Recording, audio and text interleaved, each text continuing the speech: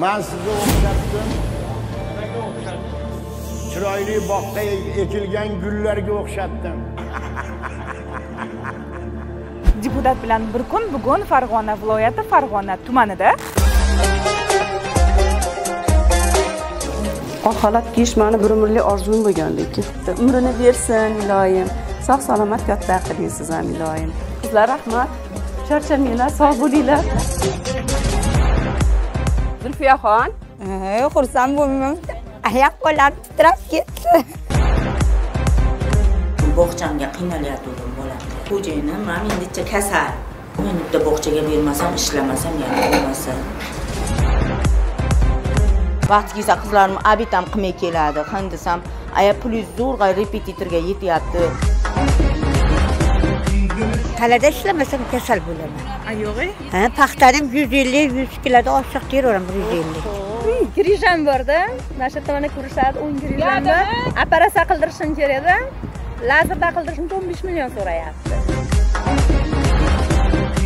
talbalari masalasida muammo bor ekan. Shunga qanday yordam qilsak bo'ladi, Hamida Tojich? Men o'zimni mana shu insonlar oldida qandaydir qarzdordek his qilaman, chunki har bitta bo'lgan murojaat e'tiborsiz qolmasligi kerak.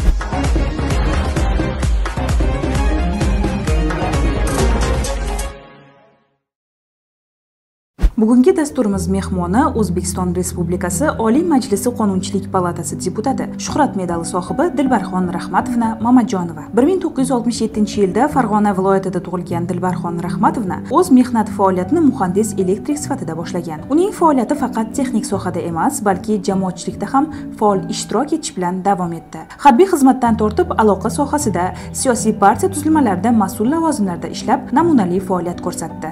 Dilbarxon Rahmatovna 2016-2020 yillarda O'zbekiston Xalq demokratik partiyasining Farg'ona viloyati kengashi raisi sifatida faoliyat yuritgan. 2020-yildan buyon esa mamlakatimiz parlamentining Qonunchilik palatasida deputat sifatida xalq manfaatlarini qo'llab-quvvatlab kelmoqda. U shu bilan birga Xalqaro ishlar, mudofaa va xavfsizlik masalalari qo'mitasining faol a'zosi hisoblanadi. Dilbarxon Mamajonova mamlakatimizda xotin-qizlar faolligini oshirish, fuqarolik jamiyatni mustahkamlash va mahalliy muammolarni parlament darajasida hal etishda faol ishtirok etayotgan deputatlarimizdan biri hisoblanadi. Mehnatkash, mehmondo'st vodiydan hammaga salom. Deputat bilan bir kun bugun Farg'ona viloyati Farg'ona tumanida. Hamrohimiz esa mana ikkita chaqiriqdan buyon Qonunchilik palatasiga Xalq demokratik partiyasidan saylangan deputat Dilbar Mamajonova. Xalqning o'zi saylagan vakili kunini qanday boshlaydi? Qayerlarga boradi? Bu bizga juda ham qiziq bo'lmoqda. Shunday ekan, kameramiz yoqilgan, men tayyor, motor, biz boshladik. Odatda quyi palata deputatlarining ish kuni qonun ijodkorligidan boshlanadi. Qonun loyihalari, normalar, muhokamalar, xullas vazifa qonunni pishitish, maromiga yetkazish.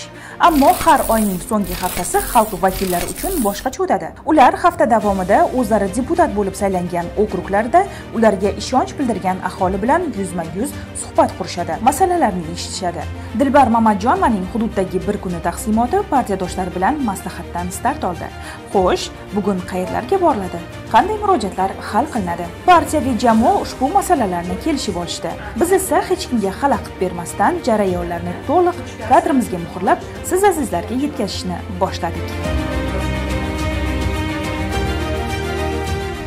Viloyat markazidan qaydasan Farg'onam deb tumanga qarab yo'l oldik. Ochig'i top-toza tog'ning havosidan nafas olib, tabiatning yashilliklariga shaydo bo'lib, manzilimizga birpasda yetib oldik. Bolaligida katta bo'lsam, albatta shifokor bo'laman, odamlarga nafim tegishi kerak deb orzu qilgan Dilbar opaning rejalari negadir boshqa yo'nalishga qarab o'zgarib ketgan. Oq xalat kiyish meni bir umrlik orzum bo'lgan lekin. Ammo insonlarga yordamim tegishi kerak degan maqsadi esa bugun reallikka aylangani hech kimga sir emas. Tuman tibbiyot birlashmasiga kirib borar ekanmiz, deputatimiz birinchi bo'lib o'sha yerdagi tug'ruqxonaning sharoitlari bilan tanishishdan ishni boshladi. Hali ismi yo'q farishtalarning, ularni katta orzu umidlar bilan dunyoga keltirgan onalarning holidan xabar oldi. Yangi mehmonlar ma'ro bo'lsin. Ilohim umri bilan, rizqi bilan bergani uchun bo'lsin ilohim. O'zlaring yaxshimisizlar? Eson-omon qutulib oldilaringmi? Mehribon ona, g'amxo'r buvi sifatida ularga o'z maslahatlarini berdi. Nima qo'ydingiz qizaloq ekan? Voy jonim meni Madina bonu. Umrini bersin iloyim. Sog' salomat katta qiling siz ham iloyim. Farzandimni tarbiyalashga 7 kun o'tgandan keyin borgan ekan domlaning oldiga. Men qachondan boshlab bolamni tarbiyalashim kerak desa, bolangiz tug'ilganiga necha kun bo'ldi degan ekan, 7 kun bo'lsa, 7 kunga kech qolibsiz degan ekan. Shundan xulosa qilamizki, demak, bolani tug'ilgandan boshlab tarbiyasini boshlashimiz kerak. Hatto ona qonida tarbiyalashni boshlash kerak. O'ylaymanki, sizlar ham mana shunday jamiyatimizga shunday naf tegadigan farzandlarni yetishtiraverasizlar. Buning uchun sizlarga sog'lik, o'zlaringiz ehtiyot qilinglar. Bundan so'ng xalq vakili majmua oshxonasi, muolaja xonalari, hattoki davlat tomonidan ajratilgan bepul dorilar turadigan maxsus xonani ham ko'zdan kechirib, sharoitlar bilan tanishdi. Ro'yxat asosida beriladigan dorilar va ularning yaroqlilik muddati ham deputatning e'tiboridan chetda qolmadi. Zilida yoki Toshkent turfa Farg'ona tumanida qaysi dori bor, kasalga nima qilyapti? Nimadan chiqyaptimi? Standartdan chiqyapti, chiqmayaptimi? Yoki nechta operatsiya bo'lyapti, yoki nechta tug'ruq bo'lyapti? Bu hamma yoqda bemalol elektron ko'rib borishlarini. Qizlar rahmat. Charchamanglar, sog' bo'linglar. Ishlaringizga omad tilayman sizlarni. Sog' bo'linglar ilohim. Bino tashqarisiga chiqishimiz bilan oilaviy nevarasini ko'rishga kelgan otaxon va onaxonlardan ham xabar oldik. Ularning quvonchiga sherik bo'ldik. Ichkarida shifokorlar bizga ko'rsatganchalik sharoitlar yaxshimi yoki masalalar bormi? Buni ham so'rab oldik. Assalomu alaykum. Yaxshimisizlar? Charchamayapsizlarmi? Kim kasallaringiz?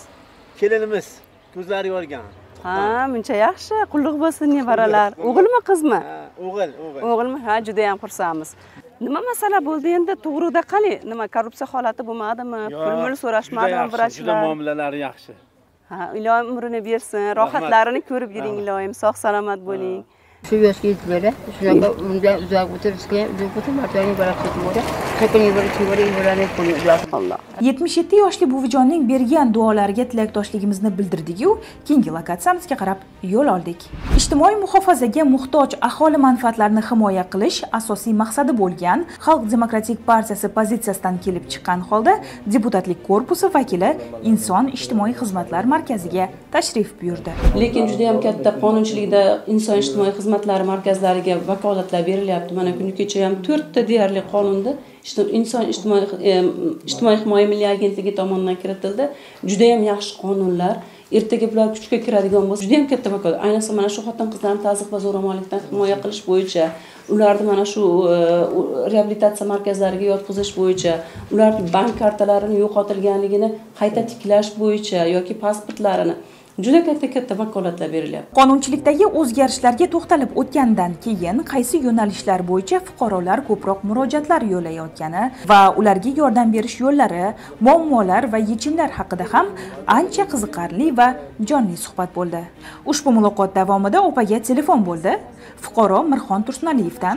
Masala esa quyidagicha. 2-fevralgacha davlatni nimasida ish bo'larga dars berardi, birga ishlardik. Shu tashkil nimaga bir murojaat qilib ko'rsalaring, shunaqa bir vakil keladigan ekan. Mayli.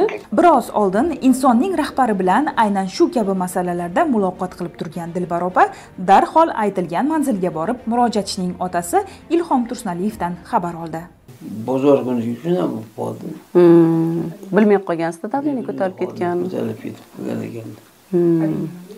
Shundan berisiga bashadimi? Yaqindagina insultni boshidan kechirgan Ilhom amaki asl kasbi musiqa fani o'qituvchisi. 100 dan oshiq shogirdlari bor.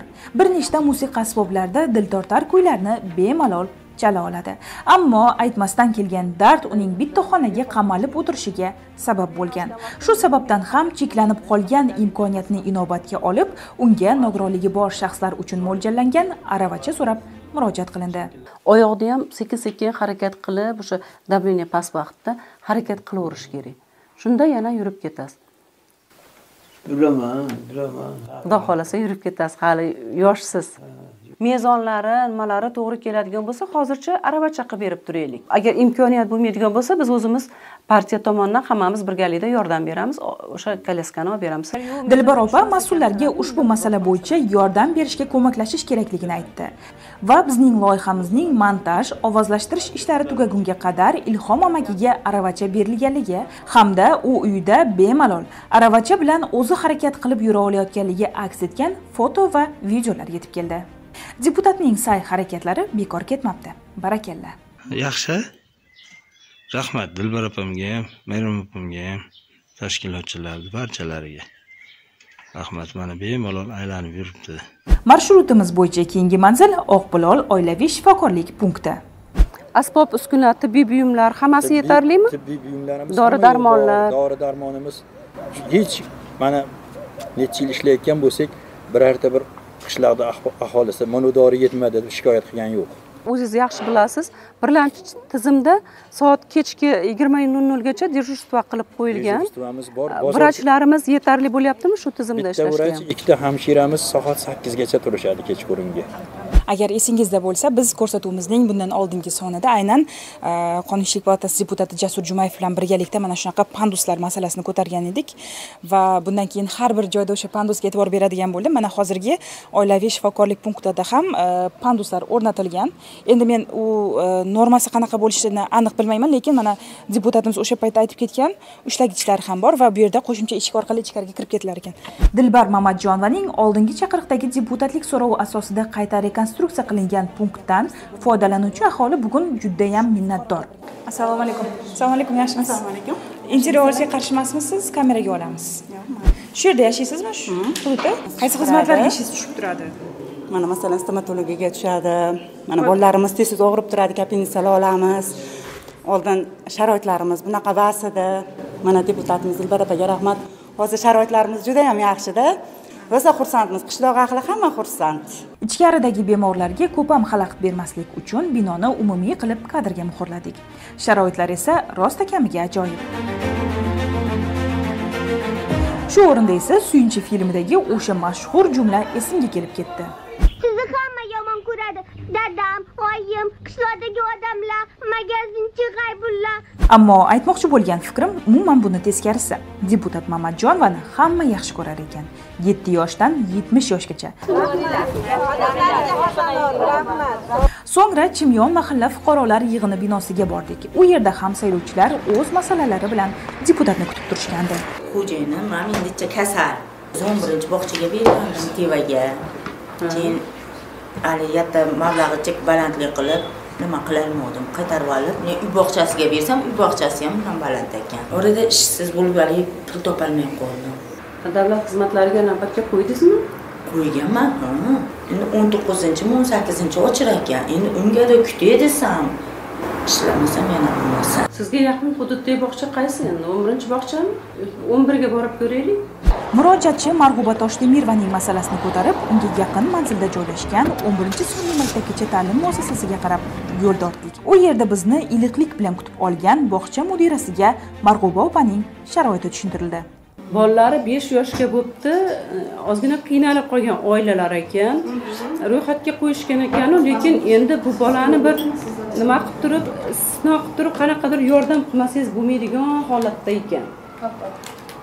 O'shuncha sizga olib keldik. Undan so'ng o'sha kunning o'zida 5 yashar Mustafo muassasaga navbatsiz qabul qilindi. Yordam qilamiz, kelishdik. Mustafo bilan yana o'ynaymizmi hammamiz? Sog'indilaringmi Mustafoni?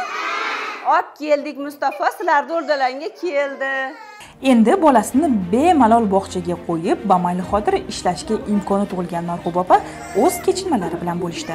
Navbatim kelguncha ancha ishsiz qolib ketaman. Uyda bolam bilan qiynalib qolaman-da, o'shaning uchun majbur bo'ldimda chiqishga. Bitta o'zim ishlayman-da oilada. Dadamiz ham kasal. Men o'zim bitta puchkadaman. Vaqt kelsa qizlarim abitam qilmay keladi. Qindisam, aya plyus zo'rg'a repetitorga yetyapti. Qornim och kelyapman deb ham yig'laydi qizim. Dadasi ayasi kasalligiga vrach bo'laman deyapti-da qizim. Aya o'zim davolataman sizlarni deb. Murojaatchiga qo'shilib deputatga biz ham ich-ichimizdan minnatdor bo'ldik. Rahmat sizga Dilbar opa. Deputatimiz murojaatlari bilan band bo'lgan bir paytda oldingi chaqiriqda ularga 5 yil davomida hamrohlik qilgan deputat yordamchisi, hozirda esa amaldagi tuman kengashi deputati bu Maryam Sobirovani suhbatga chorladik. Kezi kelganda bir hududlarga deputat sifatida chiqsam, ko'pchilik meni Dilbar Rahmatovna deb murojaat qilishadi, lekin faxrlanaman. Shunday inson bilan 5 yil birga ishlaganimdan, kimki murojaat qilsa, opani baribir o'sha murojaatni oxiriga yetkazmasdan tinib tinchimaydi. Mana shu xislatlari bizni ham mana bugungi kunda deputat sifatida opadan juda ko'p narsani o'rgandik. Shijoatli, g'ayratli, kam gap, ammo samarali faoliyat yuritayotgan deputat bilan bir kun juda ham qiziqarli o'tmoqda. Navbatdagi murojaatchilar tomonga shoshilayotgan Dilbar opa to'satdan yo'l chetidagi dalalarda ob-havo qanday bo'lishiga qaramasdan ishlayotgan mehnatkash ayollarga hormasini aytish uchun mashinani to'xtatdilar. Shohruxjon, mana shu yerda to'xtaylik. Hormanglar, yaxshimisizlar? Charchamayapsizlarmi? Qani qoldingizmi? Tuzimisiz? Yaxshimisizlar? Sog'misizlar? Tuzimmisizlar? Qizlar, yaxshimisizlar? Charchamayapsizlarmi? Obedlaring qana bo'ladi? Obedda 12 da chiqamiz, 12:30 da birda turyapmiz. Lekin meni ham jichim nimam borda, videoga o'tirib. Yo, aytavering. Grijam borda. Mana shu yerda mana ko'rishadi, 10 grijam bor. Operatsiya qildirishim kerak-da. Lazerda qildirishim uchun 15 million so'rayapti. Nimada qildirishim uchun ruchnoyda bo'lmasa ekan. Lekin agar mana hozir qildirishim kerak, mana obeddan keyin bunday bo'lib qolyapti. Agar qildirmasam iloji yo'q, 10 ekan. Ana shungacha yordam berishmaydimi? U nimada reyestrda turasizmi? Ha, ayollar daftarida. Ayollar daftarida turasiz. Qizim bor, o'zimni yolg'izonada turaman. Ha, agar reyestrda turadigan bo'lsangiz, unda sizga imkoniyatlar bor. Telefon nomeringizni menga ayting, men yozib olay sizni. Necha? Odinaxon aniqlab nima qilib sizga aytaman javobini. Dalada ishlayotganlar orasida 70 yoshli onaxonni ko'rib, uning energiyasiga rost o'zim hayron qoldim. Mikrofonimni oldim va ularning oldilariga qarab yugurdim. Charchamayapsizmi? Yo'q. Hozir 70 yoshda bunaqa dalada issiqda ishlash qiyinchilik tug'dirmayaptimi sizga? Yo'q, 12 yoshimdan shaqa men talada mashg'ul bo'lib ishlayman. Talada ishlamasam kasal bo'laman. Yo'g'i? Ha, paxtanim 150-100 kiloda oshiq teraman, 150. Har kuni chiqasizmi? Ha, chiqaman. Har erta bahordan chiqaman, kech kuzgacha. Xudoga shukr, peshona terim bilan bu yil paxta terib hojiga borib keldim. O'zbek xalqi shunaqangi yaxshiki, ishlarimiz yurishib ketishi uchun duoga qo'l ochib, har doim manzilimizga yaxshiliklar tilashadi. Biz ham bugun ko'p rahmatlar va yaxshi tilaklar eshitib, yaxshi kayfiyatda yo'limizni davom etdik. Hozir ko'rib turganingiz Bo'stonobod mahalla fuqarolar yig'ini hududi. Aholining bunga o'zgarishlardan ko'ngli to'q. Deputat bilan uchrashgan har bir yig'in fuqarolari uning amaliy ishlari natijasidan bag'oyatda mamnun. Yaxshi, o'zlaring yaxshimisizlar? Tuzimsizlar? Yaxshi yuribsizlarmi? Tinchmisizlar? Kasal bo'lganda opa uyga dori tashlab ketgan. Bundan beri kasal. Bolalaringiz yoshartiradigan dorisi ham bor deyishida, bilganmisiz shuni? Tiliga so'rayib. Qaysida turibdi? Qaroqda turibdi. Xursand bo'lganman. Sog' bo'linglar. Amolay ularda kichkina masalachasi bor ekan. Bu mahalladagi simyog'ochlarning talabga javob bermasligi. Simyog'och bo'yicha aholi murojaat yo'llayapti. Aytishlari bo'yicha mana shu Bo'stonobod mahalla fuqarolar yig'ini hududida juda ham ko'p simyog'ochlar mavjud, ammo ular talabga javob bermaydi. Agar qattiqroq shamol bo'ladigan bo'lsa, bular qimirlab ketar ekan va bundan aholi juda ham qo'rqishyapti. Batta nechta stalba almashtirish kerak? Batta bir 10 ta. O'sha yerda turib shu bolalar menga aytdiki, aka mana shu ashimiz ishab turibdi ekan dedi. Bitta uzilib kelsa shamollar dedi. Xudo ko'rsatmasin, yosh bolani ustiga tushishi mumkin dedi yo boshqaga. Hamidlar Tojiyev, hozir biz Bo'stonobod mahallasiga keldik. Aholi vakillari bilan uchrashib turibmiz. Haqiqatan hozir borib o'rgandik. Nima stalbalari masalasida muammo bor ekan. Shunga qanday yordam qilsak bo'ladi, Hamidlar Tojiyev? Opajon, mablag'imiz bor, zaxiramiz bor. Agar temir betonga o'sha beton stalba kerak bo'lsa beramiz, muammo yo'q. Qanchada hal qilamiz buni, Hamidlar Tojiyev? 2 soatda hal qilamiz. 2 soatda hal qilamiz. Bo'stonobod mahalla fuqarolar yig'ini hududida turli millat vakillari yashaydi. Asosan qirg'iz millatiga mansub yurtdoshlarimiz istiqomat qilishar ekan va ular bugungi deputatning tuman hokimligi bilan masalani ijobiy hal qilib berishayotganidan juda ham xursand. Shu yerda men 10 yildan beri raisman.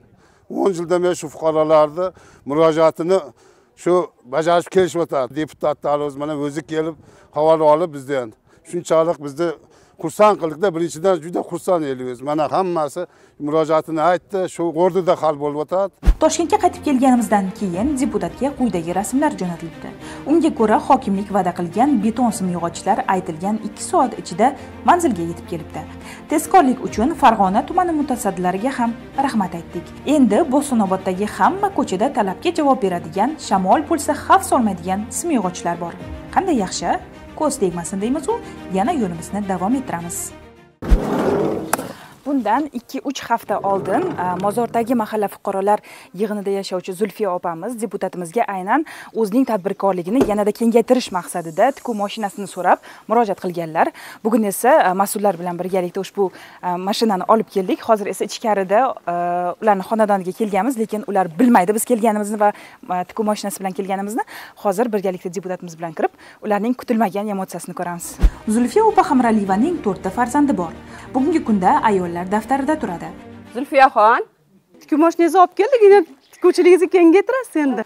Ish o'rni yaratib, ayniqsa yana qizlar, shogirdlar olib. Zakolkalar tikaman, beraman. Ko'ylak. Mashina yetmayotdi. Iltimos bilan chiqdim. Boringizga shukr. Sog' bo'ling, yaxshi kunlaringizga ishlating. Qo'shimcha imkoniyatlarni taqdim etuvchi zamonaviy tikuv mashinasi Zulfiya opaga bir olam xursandchilik olib kelganini kadrlarimizdan payqash qiyin emas. Rostakamga xursandmisiz o'zi? Xursand bo'lmayman. Oyoq qo'llarim titrab ketdi. O'zingiz xohlagandaymi? Xohlagandek, undan ham zo'ra. Tasavvur qilmadim. Rahmat, sog' bo'linglar hammalaring. Xursandman opa. Xursandman. Rahmat. Albatta, bunaqa murojaatlarda hal qilinishi insonlarga qanchalik naf keltirishini, hozirgi ayniqsa o'sha fuqaroning o'zidagi xursandchilikni ko'rsangiz, qilayotgan ishingizdan, mana shu olib borayotgan ishimizdan xursandchiligimiz, o'zimiz ham xursand bo'lamiz, hamda to'g'ri yo'lda ekanligimizdan mamnunmiz. Deputat bo'lish faqat rasmiy majlislarda qatnashish yoki minbarda nutq so'zlash emas. Bu har kuni, har qadamda saylovchilar ovozini eshitish, har bir muammoga yechim izlash, bir so'z bilan aytganda insonlarning og'irini yengil qilishga ko'maklashish demakdir. Dilbarxon Mamatjonovaning faoliyatidan ilhomlansa arziydi. Texnik sohadan boshlangan mehnat yo'li bugun parlament minbarlarida saylovchilarning so'zini, huquqini himoya qilayotgan deputat sifatida davom etmoqda. U kishidan bir asosiy narsani o'rganishimiz mumkin. Qaysi sohada bo'lmaylik, harakat, bilim, vatanparvarlik va fidoyilik bilan har qanday cho'qqiga yetishish mumkin. Bizni kuzatganingiz uchun tashakkur. Deputat bilan bir kun loyihasida biz deputatlarni faqatgina rasmiy mansab egasi emas, balki odamlar dardini o'ylagan, yelkasida ulkan mas'uliyatni ko'tarib yurgan inson sifatida ko'rsatishni maqsad qilganmiz.